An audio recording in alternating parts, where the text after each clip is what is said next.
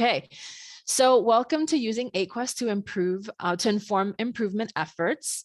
My name is Shirley Vargas, and I'm the School Transformation Officer and Administrator with the Office of School and District Support. And I'm here with my colleague, Lane Carr, the Administrator of the Office of Policy and Strategic Initiatives. So today kind of brings together the business rules, brings together Intro to AQuESTT, and brings together federal accountability to kind of say, well, we got all this stuff now. What does it actually mean? And what do I do with it? So 3 quick objectives is to just quickly review some of those data points that we talked about in previous sessions. Also, the reports that come along with those data points. Take stock of some of the things related to like data sources that you have in your individual buildings or districts or regions that are driving school improvement efforts. And then lastly, talk to you about some resources that we have that can support schools to develop and implement their plans. You may see some of this information and be like, oh, I totally know about this. This feels great. It affirms what I'm doing. You may see things and it might be brand new. And whatever the case is, wherever you are, keep an open mind and understand this is a new session. And if you have any questions throughout, please feel free to use the chat. And later on in our session, our colleague, Dr. Mickey Sharp, who's our Director of Accreditation, will also join in to provide some updates on how we're bringing alignment and coherence to different initiatives at the NDE.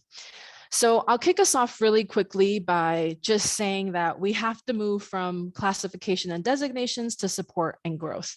And the way that we do that is by establishing some improvement beliefs and really focused on, while accountability is important and necessary for the work that we do, we also want to make sure that everyone understands that we value supporting helping our districts and our schools make the necessary improvements. So we do that by ensuring that it's clear around our belief statement. So we definitely have to take an asset-based approach and understanding that we're not working with schools or supporting schools or providing guidance to schools in a way that, is a deficit based, right? We're working from a place of there are good things that are happening in our schools and our districts.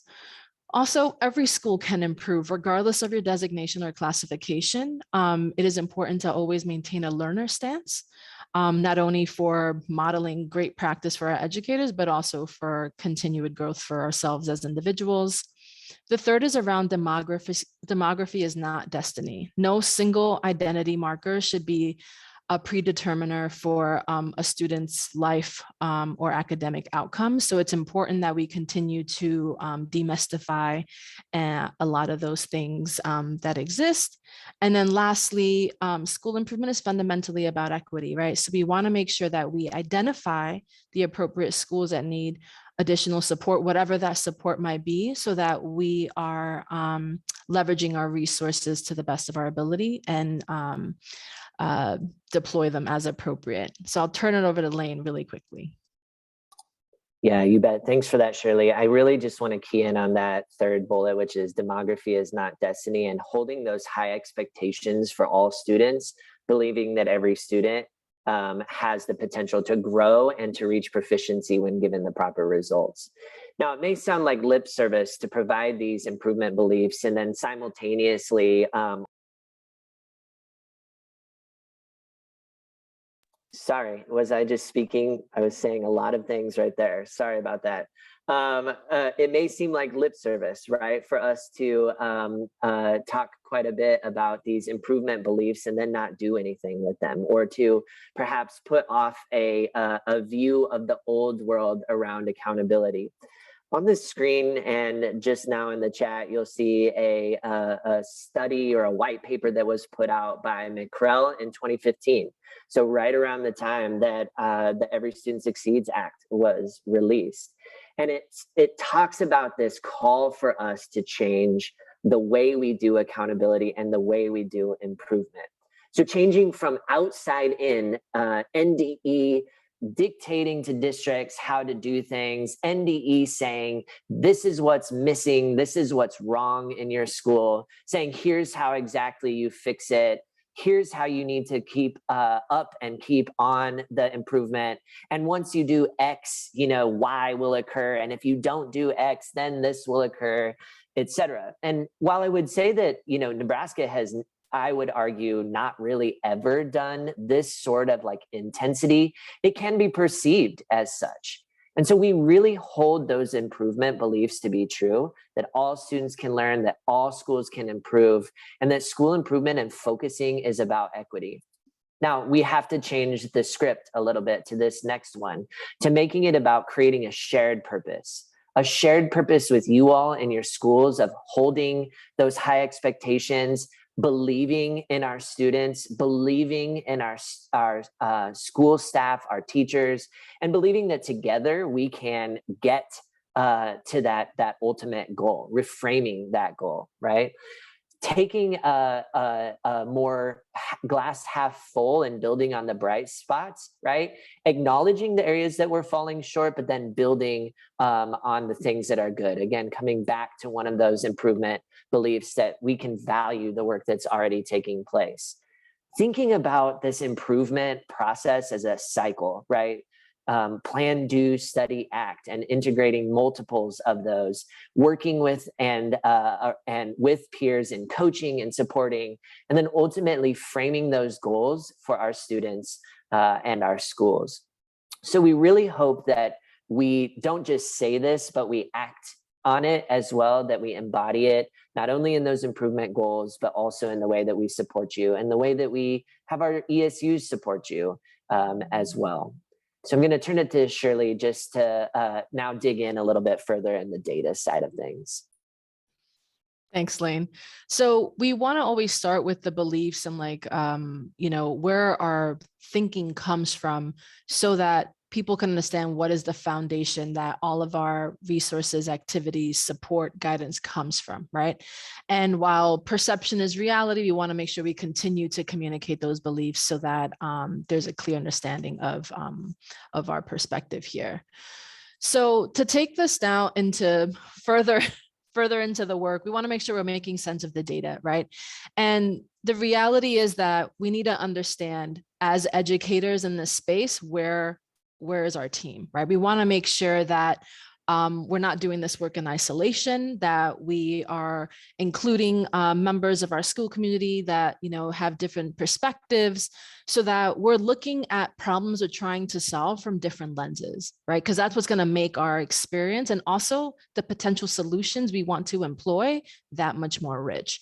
So these are just some guiding questions I've asked of school teams I've coached, of principals I've coached, and important to know and assess the extent to which teams that are currently in place have access to and understand the data that they have. Assessment literacy is so critical. And if you were at NDE Day or have been working with Dr. Trudy Clark and Ali from our assessment team, that formative assessment and building that formative assessment literacy is super important to make discrete instructional decisions on a regular basis, right? But teaming is critical, right? And ensuring people understand their roles. So you might think, right, like, yeah, this is typical of how maybe our teams work. We have our district teams, we have our school teams, we have our teacher teams, and they're all nestled within each other and are really in support of that educator that's in the center, supporting the content that they teach and the students that they teach. When in reality, right, that actually might not always be the case, right? We may be thinking about, well, we have a district team that might be tethered to other teams, but teachers might be doing their own thing. We have a bunch of different teams that maybe don't communicate with one another. We have all the new teachers that receive one message from the district, but maybe have a different message from the school. All the while, we might see students that are in the periphery, right? That the best of intentions are actually not yielding the best results for our kids. So it's really important to understand the systems and structures that you currently have in place, so that when you're looking at data and making decisions on that data, they're actually making the impact you want, because ultimately it's about improving and sustaining student outcomes that are not just academic, but life and others. So what are some of those data points that these teams should be looking at? Right. So we first want to start with the accountability data points so that we understand, well, what got us, quote unquote, to this place of a classification or a designation. And we want to make sure we make this clear around the different reports that are available to you at your school or district. And we also have put the access point. For example, academic achievement and progress, we're looking at proficiency and growth on NSCAS. So we want to make sure that we understand that we go to our portal, we go to advisor validation, and then we get to our NSCAS results page, and then we can download a report. We also, if you were with us at the session just before this, we had Ali on, who showed the NSCAS growth platform and the potential that exists there to have the data available. Next, we have the ELPA assessment download, which is how, based on our business rules, we determine whether or not a student who is participating in the English language proficiency assessment is making progress towards English language proficiency. And that information is used for accountability purposes. And they also refer to that as on-track report. So you can download that and make sense of how that looks like, right? So far you have your NSCAS data, all of your students, then you have your ELPA data specifically to students who are participating in the ELPA 21 assessment. If you're in high school, you have your graduation cohort analysis tool to make sure you're accurately tracking students who are part of that 4-year graduation cohort and that they're placed appropriately in classes that they need. And then lastly, a student attendance summary that flags for us whether or not a student is chronically absent and the importance of administrators signing off on the validity of that data, right? Because as we know, those are district policies and codes are assigned by the districts to ensure the appropriate accounting. So all that to say, these are the data points taking into accountability. We want to make sure we have these here available for you. To what extent are the teams in your school know about these data points, know how to access them, and then know how to analyze them? Just some wonderings for you all, right? But we also know that that isn't the complete picture. It's a picture and it's still a little blurry, right? We have to add a little bit more focus to truly understand the student experience, as well as the systems and structures that are in place to support that student experience. So we have to look at multiple sources of data, and we rely heavily on Victoria Bernhardt's work and the work she's done around outlining these 4 types of data. And what we see here, right, is that from the previous slide, we pretty much have a heavy reliance on student learning data. That isn't wrong, right? It isn't bad, it isn't negative, right? But it just is to inform you all around how important it is to diversify the different data points that you all have to get a clearer picture around what is the problem that we're trying to solve. So she offers us the, additional demographic data, perception data, and school process data, right? And it's important to note that when we look at them individually, it's great to understand what their functions are, but what's most rich is when they live at the intersection, how school process data is impacting student learning and how student learning data is impacting perception, and how all of them come together to truly help us to the best of our ability identify the actions, processes, and programs that will best meet the need of our students. So in order to do that, we just love to engage in quick conversations around, well, what are some of the data sources you have access to, right? And I love doing this, especially when it's a varied group of educators, because what a teacher may perceive as a data source, right, may vary from what an administrator might seem, or they may not even align in terms of the different data sources that are used. So for example, and just for the sake of this presentation, right, I just provided 2 quick examples here. First, map growth. And one thing I added was teacher center or student center data. Right. So while the previous slide talked about having multiple sources of data, it's also important to note that student learning is critical and student focused data is critical. And we also need to know how is that data that we're seeing impacted by the educators that are in place. So I've provided 2 quick examples here, map growth, and you can see how in this particular school, they currently just use it as an interim assessment, and they probably, make some adjustments to student groups, but a more effective use, right, could be about how we use that map growth data in conjunction with formative assessment data that is happening on an ongoing basis in a particular classroom to make unit plan changes, right? And also to think about how we might be pairing students up for different activities in the classroom. And then the second is just around implementation data. So often we hear about schools implementing, new instructional materials and how important it is that they, have acquired them, but purchasing them is just 1/16 of the work that is required to truly, making a difference in student learning. So in this specific example, in this school, they've just been tracking whether or not teachers are using the materials on a weekly basis, right? That's good information, but it could be more effective if they were actually pairing that with, teacher goals in a PD plan. For example, this could be an ELA 5th grade class. And as a 5th grade team, now the administrative team and teacher leaders and coaches are providing targeted feedback on that implementation and are tracking that progress, right? So what we want to make sure to see is that we started with our AQuESTT data, right? But we also need to pair it with local data to really see a clearer picture around how these things are affecting one another.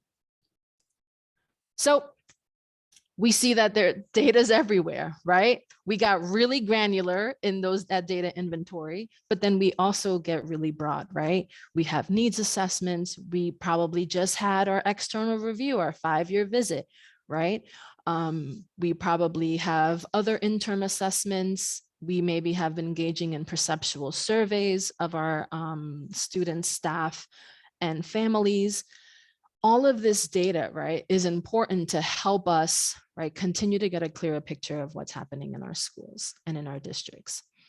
But as a quick reminder, right, to bring this back to the fact that we're talking about classifications and designations, I want to just drill into the TSI and ATSI designation here, because these are district-led improvement efforts, meaning that it's really about, with support of the NDE, districts, support of the NDE and ESUs, excuse me, God, we need ESU, right? ESUs and NDE supporting districts to support the identified school in that identified student group, right? And it's really about ensuring that plans that are in place for improvement are responsive to that designation. It doesn't necessarily mean that, we have to create a brand new plan, right? It's about taking stock of current plans in place.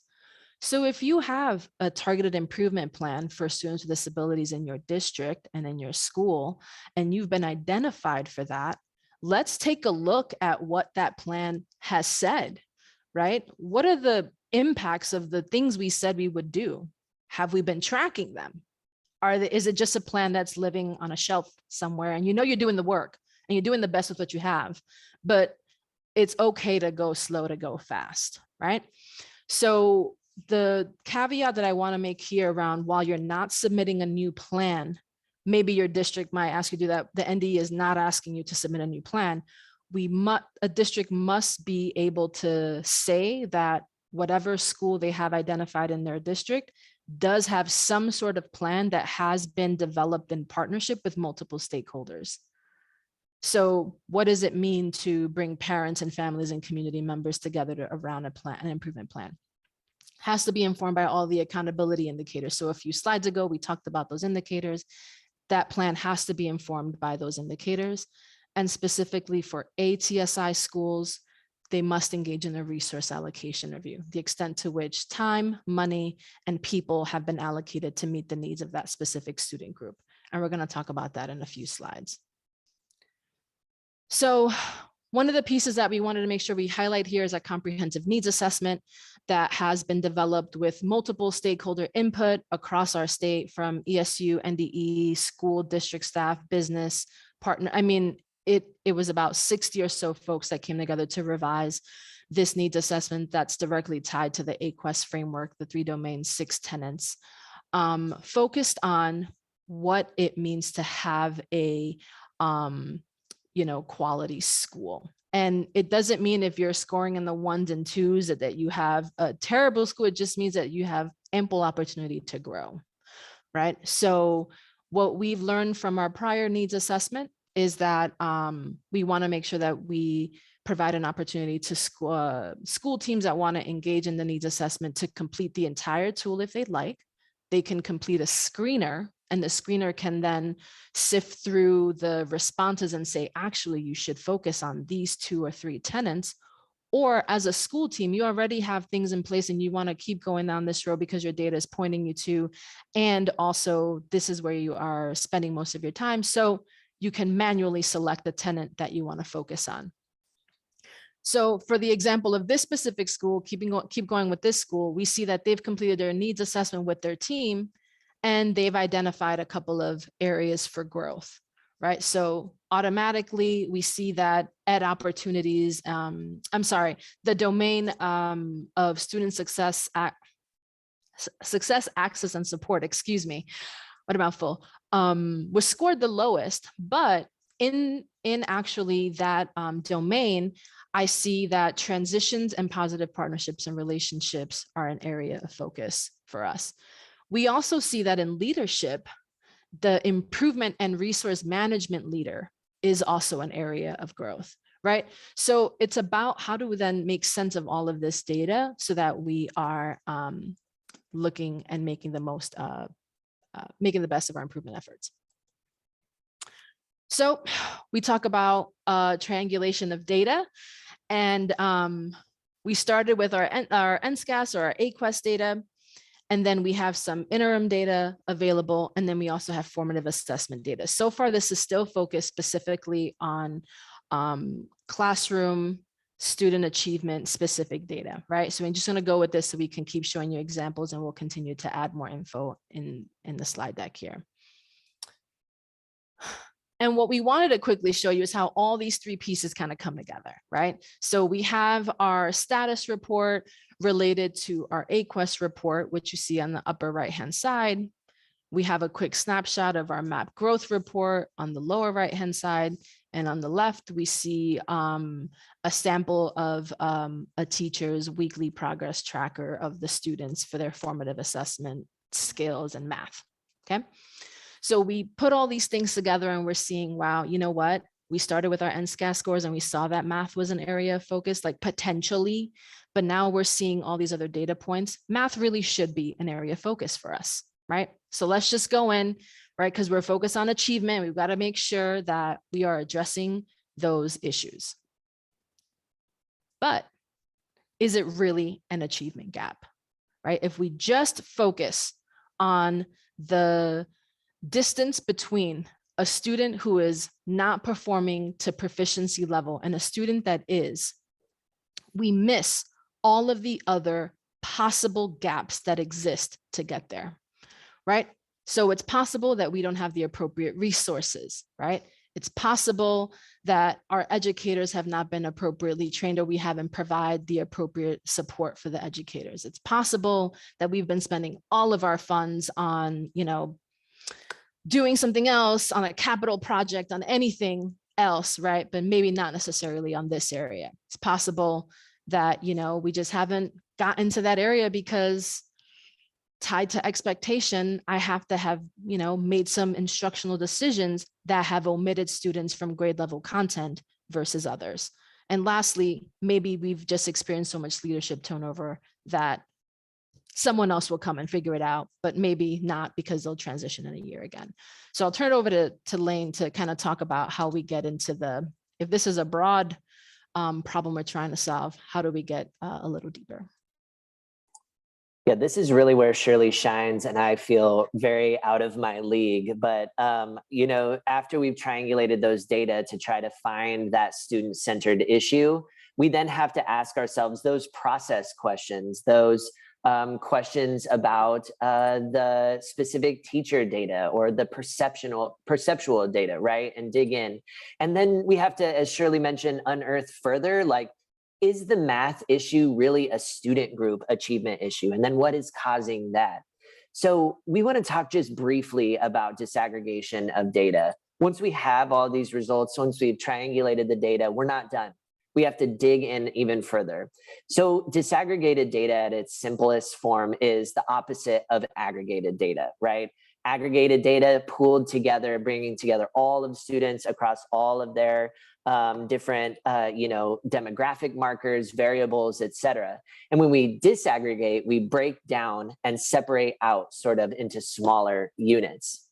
It's really helpful for us to disaggregate because, as Shirley said, we can learn more about the differences among students and the differences in how our specific interventions, how our tier 1 work is impacting different students differently, right? And reveals patterns that we are often concealed or concealing when we have data that is aggregated.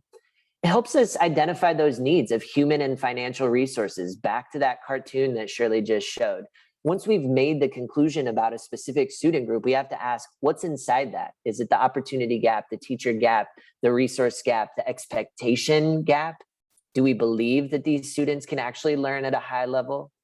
And then it acknowledges that there are differences in learning and differences in needs among students, and focuses in on racial and ethnic heritage as well as other demographic markers. And the last piece is that it helps us monitor educational equity through resource allocation, through outcomes, et cetera. And we'll talk about that resource allocation in one slide. Just to describe this in a different way, right? We should have used a math example probably, since we were talking about math, but this is one that I wanted to show you, right? The disaggregation of data. When we look at a graduation rate, for example, from our school, we see 87.56%. We're happy with that because that's pretty high, right? But then when we disaggregate and we reveal down, we're able to see that there are significant differences in our student groups and their performance. For example, we can see that English learners are really struggling to graduate on time in our school. Our next question may be, well, what about their 7-year graduation rate, right? This is a start to an inquiry process that leads to other questions and other needs for data. But we see when we disaggregate that there are opportunities for us then to ask some tough questions about why certain students over others are performing at a different way. And so when we do that, then we get to those achievement gaps and options that include a resource allocation review. And I'll let Shirley talk next about that. Yeah, so at times I met with the question, well, we have a lot of money or we don't have enough money in order to actually meet the outcomes or reach the outcomes that we want to reach. And some of the work that we've been engaged in with ERS or educational resource strategies, and they've put out a lot of information related to resource allocation reviews, is that while we're focused on, the differences between like outcomes and spending, right? Sometimes we actually leave out the things that lead to those outcomes, right? So it's not only about how much money or how many resources we have available, but how well are we actually using those resources to meet the needs that we have. So in this example, right, they use specifically teaching quality, access to rigor, and time and attention, right? So consider the number of teachers that are new to a building that may have been designated as TSI, ATSI, or CSI. Same for school leaders, right? There's a lot of research that talks about principals being a leading factor for student achievement. Same is said for educators, right? Access to rigor, right? What percentage are students with disabilities in your schools have access to on an ongoing basis to grade level content with appropriate scaffold and or differentiation, right? Or access to advanced coursework. And then time and attention, right? So how many students are in regular, I say regular with air quotes, right? Regular math, ELA, science, social studies classes, how many are being pulled out for a specific intervention? We're not saying that remediation and intervention is not necessary. It is, but it has a time and a place. And if it happens during core instruction, then what is being impacted at that time, right? So there's some questions just around wondering, right? Wondering how we get to the outcomes that we see. And then they offer these 7 elements around a resource allocation review. And myself and my team are working through how do we then make this so that it's something that's usable to schools and districts that are specifically required to engage in this process, like our ATSI and our CSI schools. So we take all of this information. My gosh, we still haven't even gotten to like the action plan yet, right? We're still just trying to make sense of all the different data points and all the possible things that are at our fingertips around clarifying the problem we're trying to solve, right? So to bring all these different data points together, I offer here the NAMTSS problem solving model. But whatever model you might be using, maybe you're using a PELP framework, which is from Harvard University, or maybe using PDSA from, some of our friends over in Chicago. So there's a lot of different frameworks that you might be using. All that we're saying, all these things are saying together is that we must have a way, right, to identify the problems we're trying to solve and create intentional and aligned plans to that, right? Right, because it helps us to make decisions. It helps us to identify and know how resources are allocated. It helps us to establish the best plan for implementation. 99% of the time, why plans aren't working is because they're implemented inappropriately or implemented without the appropriate supports needed. Right. And then lastly, ensure supports are established to address the unique needs of individual districts and schools. So are you operating from a problem-solving model? If so, how can we tighten some of those things up? If not, how can you move towards establishing one for your district and your school team so that you're working from that perspective? So if we're sticking with our math example, with the exception of that graduation example, I apologize, I probably should have had the math example, but if we're sticking with the math example, right? An example problem statement. And also problem statement is another way of saying focus statement or focus area. It's essentially the problem we're trying to solve. And the problem statement language actually comes from instructional rounds and some of the work that some folks with that work have done. So in our middle school from grades 6 through 8, and now we're taking an aggregate approach. So you're looking at this, right? A 6 through 8, a large percentage of our students have consistently missed proficiency benchmarks, and there's even larger gap between those students who have a disability and those that don't, right? So this is all we know so far, right? This is the problem that I'm seeing, right?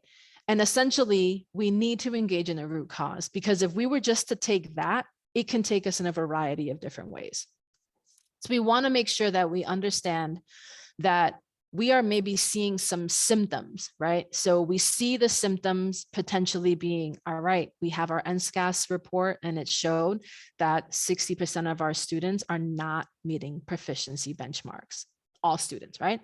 We also saw that, there's even larger gaps with students with disabilities. Some other symptoms we might be able to see are, the way students might feel about their school from the perceptual data that you did, or the attendance report that you looked at. Students aren't coming to school, right? So symptoms are the observable things that you see, you hear, you feel. The problem is the thing that we're seeing. Well, we have a standard we're trying to meet and we're seeing that difference there. And then the causes or the roots is essentially what are possibly contributing to those symptoms and the problem that we're seeing.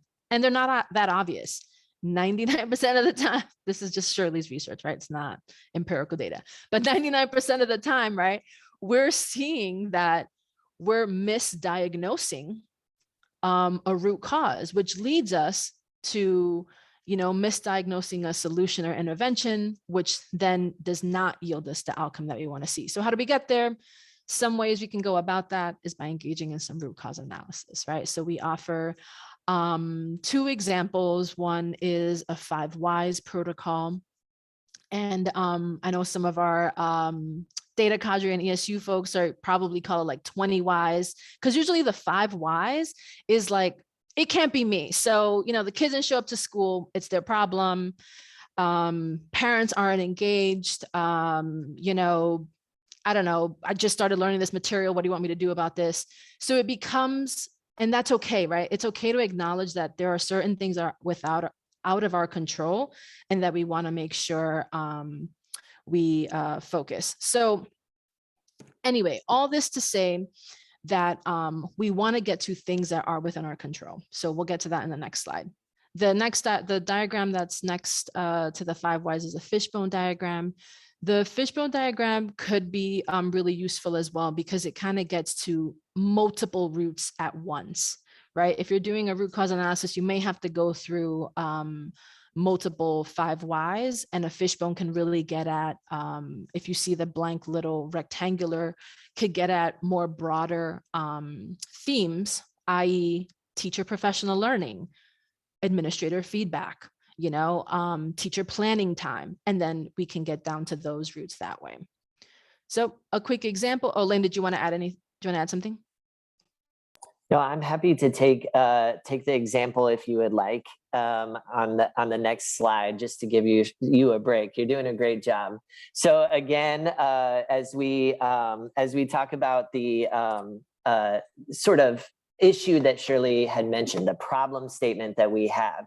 In our middle school, 6th through 8th grade, a large percentage of students have missed proficiency benchmarks across math in multiple areas. As we then dig down into some of those symptoms, we have NSCAS. We see 60% of our students fall below that. Another symptom is that there are even greater gaps for students with disabilities, and as compared to students without disabilities. And then a third one uses perceptual data, which I love that this is included as well. We see that students say that there's a decrease in students saying that this work makes me think, and I know what I'm supposed to be learning in the classes. So what we could do, you all, is take whys, 5 whys across and down all of each of these symptoms. But if you click on the next slide, Shirley, it basically just provides us one example of that. So we're doing the root causes, asking those whys down the symptoms of this NSCAS proficiency. So we ask ourselves, why are 60% of our students falling below proficiency on NSCAS? Well, our answer was that students may not have the opportunity to engage in rigorous math. We ask ourselves, why? Because our teachers are not teaching to the same rigor that the standards require. We had this analysis where we were able to see in our schools and in our classrooms what was being taught and not taught, and how it was being taught and not taught. So we ask ourselves, why do our teachers not have that that ability or the knowledge yet to teach at that high rigor? Well, they don't have the requisite knowledge or skills to teach to those standards. Why? Because we've not had a consistent focus on what effective and rigorous math instruction looks like. Why? Right? Because we haven't invested in training to support our teachers in that work, in the alignment of math standards, into instruction, into differentiation, and specifically for the student groups. That is ultimately what we can then do something about, you all, is that final why. We could dig further, but that is a tangible thing that we are able to address right there. And once we do that, then hopefully we see that our students, that our schools have a focus on rigorous instruction, that our teachers have the skills and mindsets, that our standards are being taught at high rigor, and that our students are engaging in highly rigorous experiences, learning experiences. Thanks, Lane. I definitely needed that chug of water too. The one thing I'll add to what Lane's mentioned is that this also isn't just like, I feel like these are the right whys and like the right responses, right? These should all be grounded in data that's informing the why. So all students didn't have opportunity to engage in rigorous math learning experiences. And I think maybe Lane did mention, I apologize, right? But it's about the data points that are collected at the school that can contribute to these whys, because we don't want to err on like, I feel like this is a large issue for us, right? It's not about the feeling that you might have, although it could be a driving force for your passion, but we really want to make sure we're data informed here. The next thing that will lead us through really quickly here is just a series of questions that I've used when I've coached principals and leadership teams around data analyses and data interpretation. You know, it's important for us to acknowledge that protocols help also to keep teams, especially large teams, on track. So what we do here with the Atlas protocol is going through the column which says facts, and it's like, well, what do we see? right? And then it's not just what do we see, it's also like, well, what do we see in terms of, and then it breaks down all these different things, right? If we're not conditioned already to ask different types of questions, then we won't, right? So it's a matter of being able to try on a different lens and say, oh, I don't, what do we see in terms of boys' performance versus girls' performance, right? Students with disabilities, students without disabilities, right? Then moving into interpretation and wonderings, what do we think this data suggests in relation to how we are leveraging IEPs to provide appropriate accommodations and modifications to our students in the general education classroom, specifically during tier 1 core instruction. Then moving into implications. So what does this mean in terms of how we pair teachers up to do common planning or structure our PLC time or adjust our interventions, right? And then moving on to then what are we going to do about it? So what does this mean for next steps that are of high leverage and will actually yield the results that we're looking for? This is just an example of a resource that you can use if you'd like to. And then Lane will take it over to talk about EVPs. You bet. So Shirley teed me up really nicely there. And I just put a series of, I should have spaced those out a little bit better in the chat. They are available on these slides, which again will be available on our AQuESTT webpage. But Shirley said, what do we do, right? So now we've identified the issue.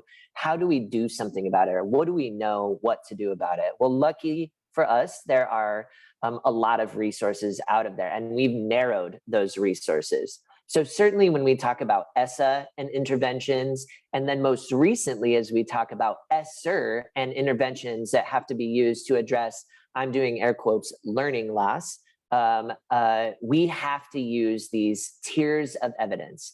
And so what we've done for you is actually pared those down and provided Nebraska-specific resources for early literacy and early math, and then a comprehensive program comparison tool from our NEMTSS. You'll also see a more global evidence level or evidence description from the website called Evidence for ESSA. And then finally, I listed what are we even talking about with these tiers or levels of evidence. There's a nice infographic from IES, the Institute of Education Statistics, that breaks down what we mean by evidence levels. So the 3 tiers of evidence, and then the resources that you have here at your disposal. Thanks, Lane. It's all in an effort to ensure that we are selecting the appropriate evidence-based strategies or practices or interventions or resources that have been proven to yield a specific outcome. And what does it all then mean when you try to put all of this together, right? So with the work of Dr. Scharf and the NEMTSS team, we have been working towards aligning and cohering streams of work related to NEMTSS and continuous improvement. And what you see on your screen here is a quick snapshot of a revised continuous improvement plan template that has taken into account the NEMTSS work that's been happening, so that it shouldn't feel like they're in conflict or competing against each other, but rather aligning and like streamlining, right, the work that school teams and district teams really should be focusing on. So I'm actually going to turn it over to Dr. Scharf, and she can take it away. Hi, thank you, Dr. Vargas. Thank you, Lane. Just want to speak a bit about the last couple slides and really the whole presentation. I was thankful that Lane's transition with the Nebraska-specific resources that we have, because what I want to talk about is how do we bring this all together in Nebraska? That need for consistency, and a consistency that allows clarity for each school system in the state to meet the unique needs that students are presenting.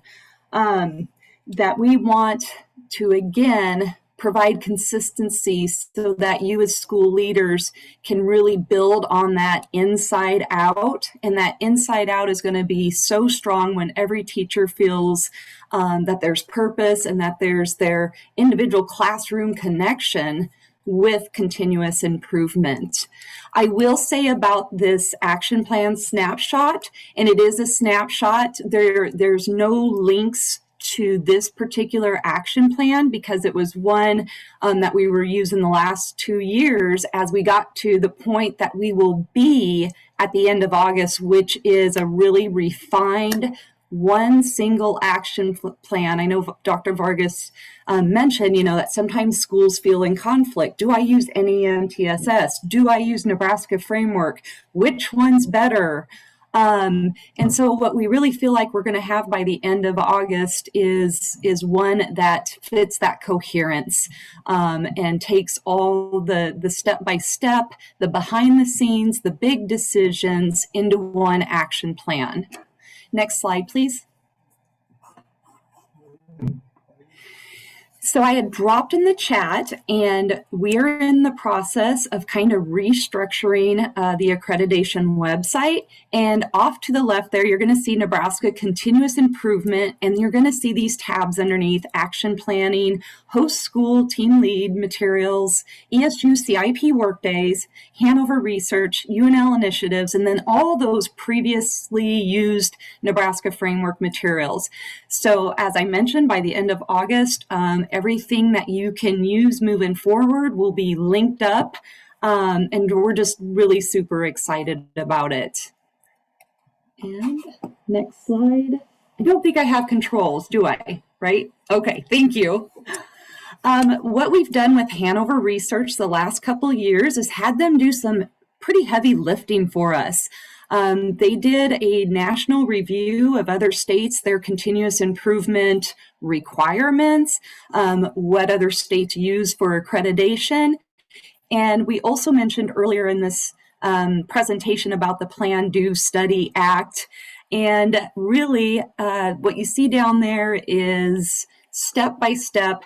And again, this really does corroborate and complement what has been presented in the past 45 minutes about assessing your own local needs, taking that segregated data and disaggregating it so that you can really define goals and purposes and select those interventions that are going to work for the students you serve. So there's going to be under that tab on the accreditation website, Hanover materials, and there's 2 out of the 3 linked and ready to go. Next slide. And this is really exciting. If you've heard me talk in the last year, we really want to build the capacity of those 5-year specific continuous improvement on-site visit, external visits, and building the capacity and having Nebraska educators and Nebraska educators with their own unique expertise create this network and create this professional community of participating in visits, providing each other feedback, supporting each other in the growths and challenges that we each face in our schools. So this data literacy workbook is going to correspond with the new updated host school system and external lead responsibilities handbook. Also, and we kind of towards the end in the closure of this presentation, want to revisit that accountability and where you're at as a school starts with AQuESTT designations and classifications. So we don't want to lose that in our approach to providing feedback to schools. We don't want to lose that baseline when we're action planning and when we're selecting things for students. So we're really excited, and just a quick note on that AAPA logo is that's kind of a stamp on these new materials, kind of that visible reminder to people that this is 22-23, and again, that the Nebraska Framework materials have been archived. Next slide. and a nice infographic, again, doubling down and connecting and solidifying that we just have some great resources that have been designed, the Comprehensive Needs Assessment 2.0 as an instrument to, yes, we have this quantitative data that shows us where we're at on AQuEST metrics. However, we can also do a self-assessment and a really purposeful one to see if the adult actions or the adult behaviors or the processes in schools are also, what do I want to say, lower than we'd like to be in a certain AQuEST tenet, and that would probably be where we want to make some purposeful resource decision making. Next slide. And we always like to revisit our buckets of data, our measures of data. This again complements what has been previously shared. We do have a revised perceptual survey that was developed with, wait for it, AQuEST in mind. We have our quantitative data and the comprehensive needs assessment. And as Shirley mentioned, I was fortunate enough and got the opportunity to be one of those 60 plus people on selecting and writing those indicators. And again, we also know and would be remiss if we don't drill down into our socio-affective data about attendance and discipline and making hypotheses that possibly if students that struggle with these student responsibilities, that learning might be more difficult for them to attain. Thank you, Dr. Shar, for being on and providing that update, which I know many folks are excited to hear about.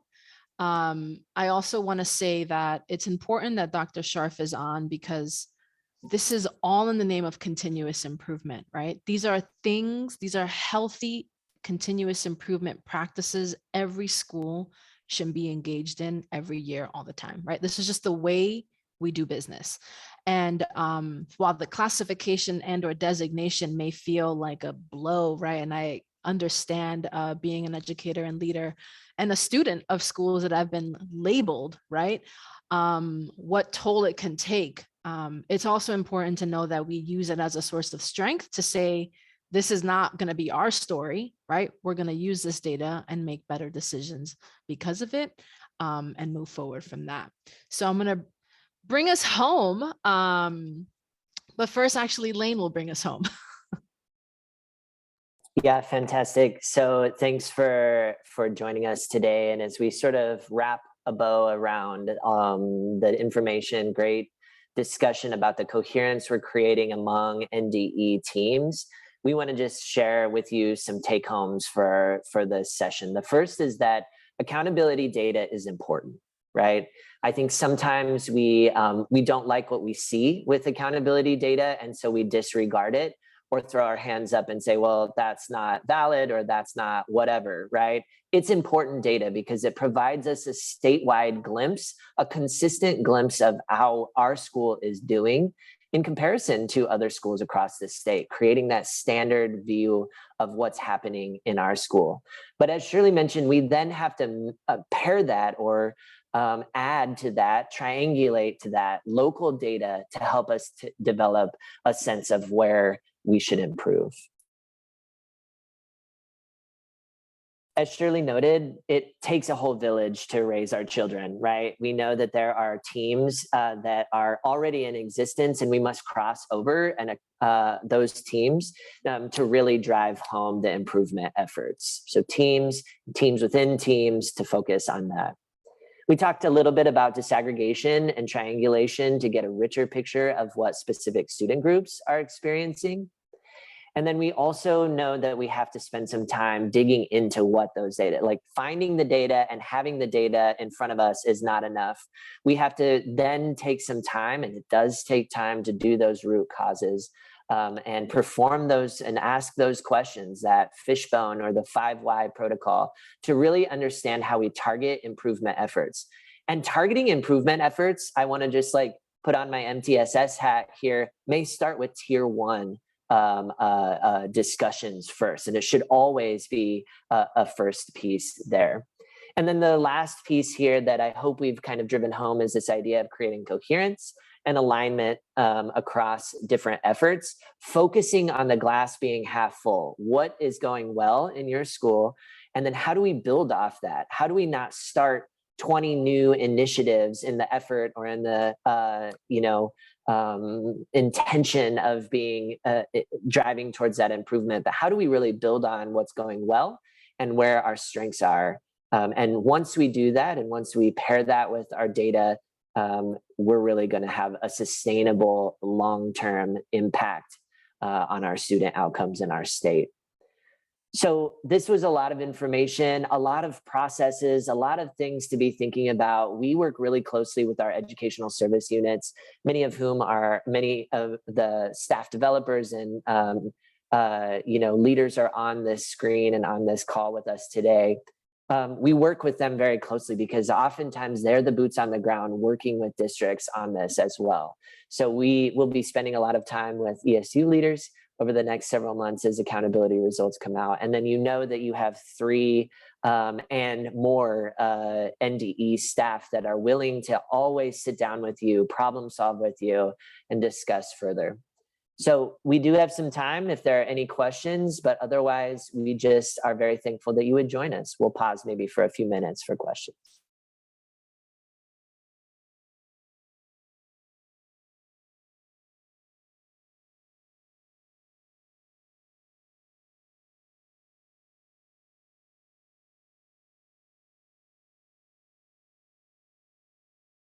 I think maybe I spoke too fast. But appreciate you all being on, and those that will join virtually at a later date. Thank you for making it this far in the presentation as well. Well, seeing no additional questions, we just are very appreciative of your time and attention. Thanks for your service to schools and to the students in our state, and happy first days of school. Thanks, everybody. Take care.